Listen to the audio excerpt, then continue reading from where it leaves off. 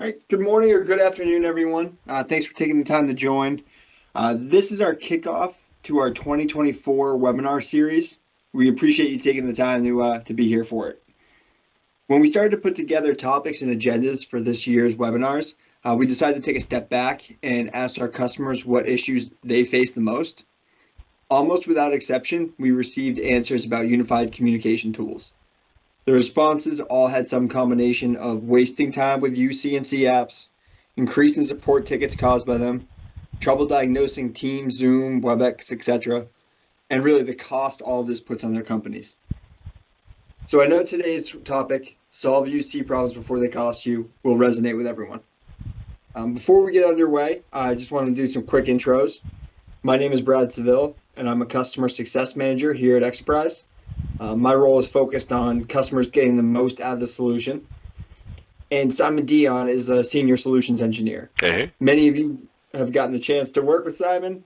He does a great job getting Exoprise deployed, configured, maintained in your environment. He really excels at understanding what your goals are with the tool and helping you get there. And with that, Simon's going to cover the agenda for today. Hey, awesome. Thanks, Brad. As far as what we will be covering today, we'll start off with a general cost of UC problems, some ticket numbers, types, and even go over some real-life examples of customers who chose Exoprise and why they approached us. We'll spend some time reviewing the troubleshooting process with and without Exoprise, followed by a walkthrough in the platform itself. And before opening it up to Q&A, we'll go over some other extremely beneficial functionality inside of the platform. Now I'm going to go ahead and pass it back over to Brad for some ticket numbers. How many tickets do you get a day, and how fast are you resolving them? Based on surveys, we found that 25% of IT teams receive multiple tickets a day for users experiencing issues with their communication apps. Even if an organization is lucky and maybe not bombarded by these tickets daily, the majority of companies are dealing with these multiple times a week. Now, typically, IT teams are able to resolve the issues within minutes, but these minutes add up. Even if the issue is simple and only takes a few minutes to solve, the issues are happening multiple times a day. It's a compounding strain on resources. The more complex issues, those can take hours, days, or even weeks. We know these UC problems aren't easy to solve. They require knowledge of the environment, devices, applications, services. They also require a lot of patience from the engineers and the employees being impacted by the issue. When these type of issues linger, they bring down morale and trust in IT. It's extremely important to have the right tools in place to get these issues resolved quickly and keep everyone happy. There was a recent study of IT teams in companies of 10,000 employees and more on the amount of time they're spending working on UC tasks. 70% say they spend at least 4 hours a week on this type of work, while 25% of IT professionals said they waste 1 day a week on UC tasks. To break this down to the tangible figures, if an engineer makes 100K, 20,000 of that goes towards solving UC issues. Think about a team of 5 engineers, and the cost is equivalent to having another full-time engineer on staff. This is why IT teams need added visibility to reduce the time spent on unified communications problems and return to more productive workday activities. Through research and conversations with our largest customers, we found they average between 2,500 and 5,000 tickets a month. This pie chart is a quick breakdown of the tickets submitted for UC app issues. So 35% come from connectivity issues, 30% audio video, 20% permissions, and 15% come from integration problems. Now, I'm sure your percentages might differ a little bit from this in your specific environment, but I bet you deal with all of them at some point. Each incident costs the engineers and the employee time, and productivity stops. All this is to say that UCaaS issues are very costly in terms of time and money. Here are some real customer nightmare UC issues and what it costs them before implementing a solution. First, we had a company that was having Teams calls drop constantly. They thought the issue was actually caused by the devices and spent the money replacing machines. Even after $200,000 spend on upgrades, the calls were still being dropped. The second one here, this goes back a bit to the survey data. A new customer told us that before Exoprise, they were having engineers spend 4 to 8 hours a day diagnosing UC issues. They took the time and ran the numbers. They found this was costing them about $250K annually. And the final one, the final example here is the late December Teams outage. I know it impacted a ton of people, but for this team specifically, in the time it took to identify root cause and the slow acknowledgement by Microsoft, that caused $300K in closing calls to be rescheduled into the new year. Having that much revenue miss the anticipated close date has impacts across the entire business. Our sensors would have detected this early, and with the crowd, they could see that the problem was with Microsoft, and then they could switch to other apps or find alternatives. Needless to say, the issues cost a lot of money. All three of these examples are of customers who were tired of losing and wasting resources. We were able to help them avoid these type of losses. Now, Simon's going to go over a typical UC problem-solving workflow. Yeah, thanks, Brad. The data provided by Exoprise makes it easy for a level 1 engineer to diagnose and escalate to the right place. Without the data, the escalation process becomes more convoluted, involving more people that don't need to be involved when the correct data is made available. Because of the complexities of UC apps, the typical troubleshooting steps taken without the right tools in place become way more complicated and most of the time require a lot more resources to reach a resolution. These are the troubleshooting steps typically taken. They vary from organization to organization based on roles and permissions, of course, but it almost always goes something like this. When a user submits a ticket, it initially starts with the level 1 engineer. The level 1 engineer grabs the ticket and begins diagnosing at the device level. They utilize the task manager to review resource usage of the devices and application. Then they move to the event logs or the equivalent for that operating system to see if anything's happening with the machine in terms of crashes, errors, updates, anything that might be relevant, which there's a lot. If they don't identify the issue at that point, the ticket is then escalated to level 2, who could be the app owner or product expert or something along those lines. Once escalated to level 2, that engineer reviews what the level 1 did. In some organizations, level 2 engineers will have access to the UC tools such as the call quality dashboard. If so, they begin by reviewing what was reported there. If there isn't anything clear from what happened there, from the data, they investigate for network-related issues such as the routers, switches, and firewalls. And from there, they move on to possibly using debugging tools and advanced logs to identify where the app is experiencing issues. And if there's still nothing popping out, at that point, they would then escalate to the level 3 engineer. Once the ticket reaches the level 3 engineer, they again review what was done by the level 1 and level 2. They then move into in-depth network analysis and even collect and review packet captures. They'll look into the advanced configurations and see if there's anything that might be affecting the user there. In some cases, the level 2 doesn't have access to the advanced debugging tools and rely on the level 3 engineers to review them, or the level 3 may just review them and even catch something that was missed by the level 2. If they are still not able to come up to a resolution, they would then proceed to escalate internally to the security team, the network team, the NOC. If the issues don't appear to be within the service itself, at that point they would even escalate to the vendor's support for that application, depending on what they have identified as the cause during their troubleshooting. This could even keep going with more escalations involving more and more people, and each additional headcount on an issue increases the cost of that issue. Not only do they have to spend the time on diagnosing the issue, but once they have identified where the issue originated from, they may have to make a plan to prevent the issue from happening in the future, deploy fixes to the end user's devices, and also document what was found so that the next time something like this happens, they have the steps to resolution written down so they can basically go through that the next time. Again, it isn't just the user not being able to work that's costing money, it's everyone that's involved in these scenarios. With Exoprise, by combining Service Watch and our CloudReady synthetics, these steps are simplified immensely. We'll walk you through the steps now and show you the process in the product here shortly. First, the ticket is submitted and the level 1 engineer gets to work. They start off by logging in to Secure and pulling up a dashboard, typically the default CloudReady Overview or a customized dashboard for the application. From there, they're able to determine whether the issue is affecting everyone or just that user. By utilizing the sensors data, they can determine if the service is experiencing issues or potentially something internal such as the network or security changes. After ruling out the sensors, they can review the user's device with the collected Service Watch data. With this data, engineers can determine if the device is running out of resources as well as the current resources of the UC app that it's using. Service Watch also collects data for application crashes, which they can use to determine if the application or one of its dependencies is constantly crashing. If everything seems fine there, they can then look at the network performance of the application and identify where slowdowns are occurring from the device to the UC application servers and everything in the networks in between. Like I said, in a few minutes, we'll take you through a deep dive in the side of Exoprise and walk you through these steps to show you how simple it really is. Before that, though, we want to take a few minutes to explain the two products we'll be looking at. First up are CloudReady synthetics. We call these sensors the Teams and Teams AV sensors. Aren't just your typical pings and traces. They're doing deep testing of the application. On the Teams AV sensor, it's doing a full login into the app, starting a meeting, collecting the audio and video quality of that meeting.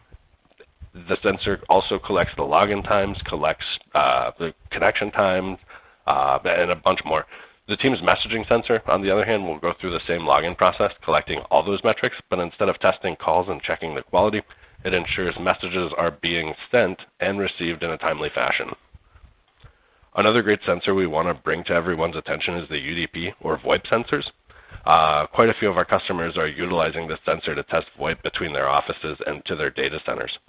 They've reported on multiple occasions that they were able to determine the performance of UC apps was about to be impacted from the alarms generated by the sensor, sometimes even 15 to 20 minutes prior to the user reporting that they were having problems. There's multiple ways of deploying the UDP sensor too. We provide the option to use your own receiver that you deploy and test to and from. And the other options are we host in Amazon and Azure, where you can use the receivers on those platforms. We've noticed when our UDP sensors start triggering performance alarms on the AWS hosted receivers, we typically also see Zoom performance start to deter. So just a heads up on that one. And then for users using Azure Virtual Desktop or Windows 365, we've seen the same when Teams calls start experiencing issues with the Azure UDP sensor. These low-level network sensors do a great job of detecting UC app issues, even with soft phone applications. Next up is Service Watch, which is agent-based, and it sits on the end user's device. Once deployed, it collects a ton of metrics, not just your CPU, disk, and memory, though. It's also collecting the wireless and Ethernet performance while also watching the network performance of applications from the device. By identifying where the applications are connecting, Service Watch will follow the route of the traffic to identify where slowdowns are, where they're occurring, and also be configured to raise alarms when the UC applications on devices or groups of devices begin to deter in performance. Out of the box, Service Watch is configured with a set of core applications, which are the business-critical applications most organizations use. Your VDI clients, VPN clients, UC apps like Zoom, WebEx, Teams, Slack, those are all included.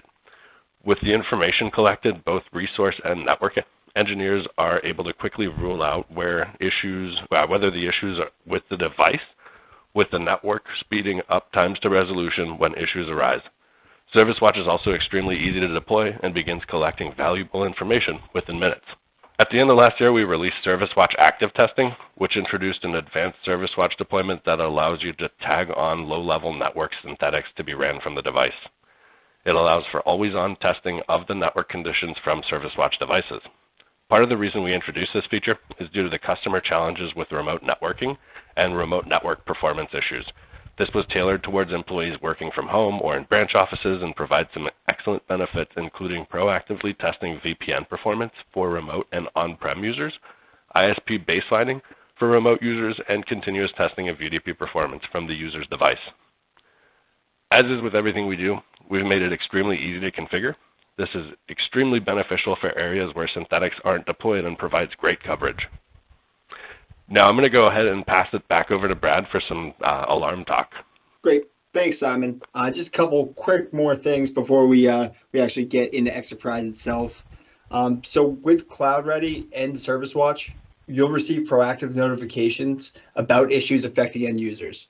Alarms are pre-configured, but they can be adjusted manually for predefined thresholds or slight tuning.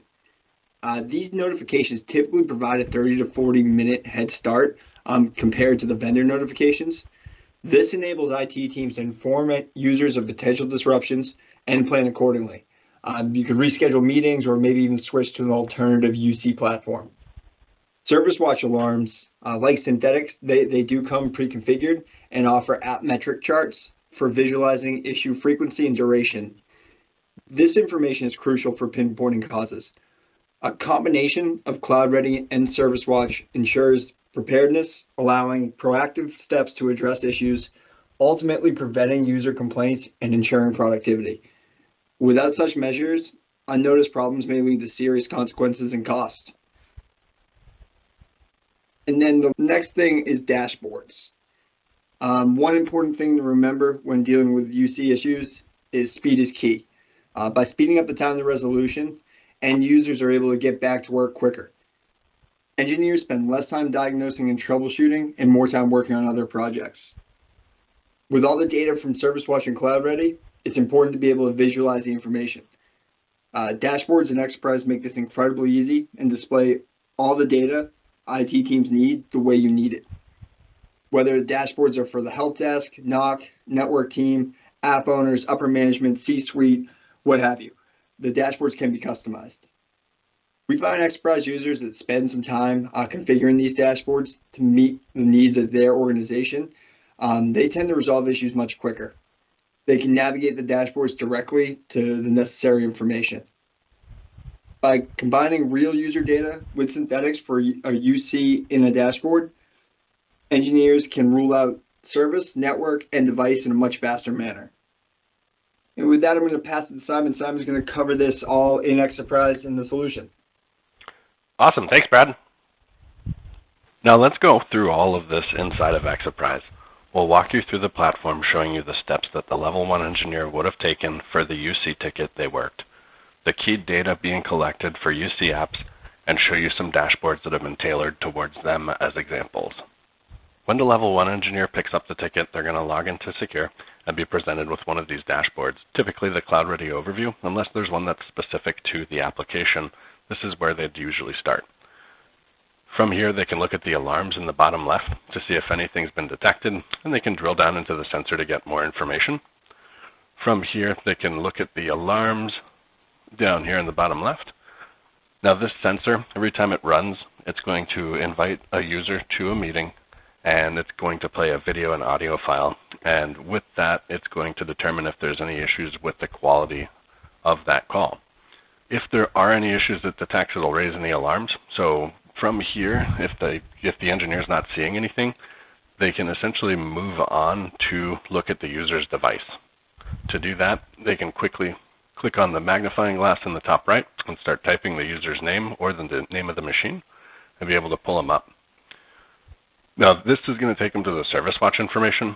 From here, you can see the different events, app crashes, really useful if they're diagnosing issues because like Teams is crashing or WebEx is crashing all the times.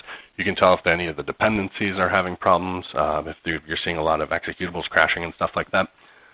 There's just a general score of how the device is performing over here on the left, and the resource scores to give you more of a granular view into that information. The network latency, really good to tell if the machine's having any issues with TCP or UDP performance, and network utilization, see how well the Wi-Fi or Ethernet are performing. One of the nice metrics that a lot of our customers like are going to be down here, the Wi-Fi utilization, signal, and Ethernet utilization. These three rows right here are really good at identifying if like someone's too far from a wireless access point or they're having issues with the Ethernet just in general, slowing down, disconnecting, that kind of stuff. It'll all show up in here. Now, we do collect a ton of information for all the applications, as I mentioned earlier. So if we look at the core apps, here's going to be, like I mentioned, it's going to be like your VPNs, your VDI clients, your UC clients, right? Your Teams, Zoom, WebEx, all those are going to show up in here. And right now you'll see WebEx, Teams, Zoom, and Slack down here. So I'm running all four of those products at the moment. Before the webinar, I was able to start up WebEx. So you're going to see some of the information in here for how it's performing as far as the network performance goes. And we'll keep going down here. We'll see Teams. We should see Zoom as well. So here's all the information for those. And if we click into these segments here, we have a much better idea of where slowdowns are happening. So from here, you can see it leaving from my internal network, making its way down through Tampa and all the way down to the WebEx servers here. You can see where it's actually meeting. So any slowdowns that are happening on calls, any packet loss, any jitter, anything like that is going to be detected in here. So it makes it really easy for the engineer to identify where those problems are occurring. At this point, they've determined that it's not the service, it's not Teams itself. They looked at the machine, they're able to tell that the machine's not running out of resources, it's not having problems, and they also looked at the network. So those three things are typically going to be where those issues start occurring, and at that point they can escalate. Now, there are some custom dashboards that I've built just to show you kind of what it would look like inside of the product. So this is the Teams AV health. So you can see here any jitter, packet loss, round trip times, it's going to list those out. And over here I have all the different Teams clients. So we're only using one of them for Windows, but you can see here you have all the different ones, right? For like Microsoft Teams, MS Teams, you have the Mac installs here. So you're going to see a bunch of different versions, but you can tailor these to only show specific ones if your organization only uses those. Another example dashboard that I wanted to bring up is going to be the Zoom Health one.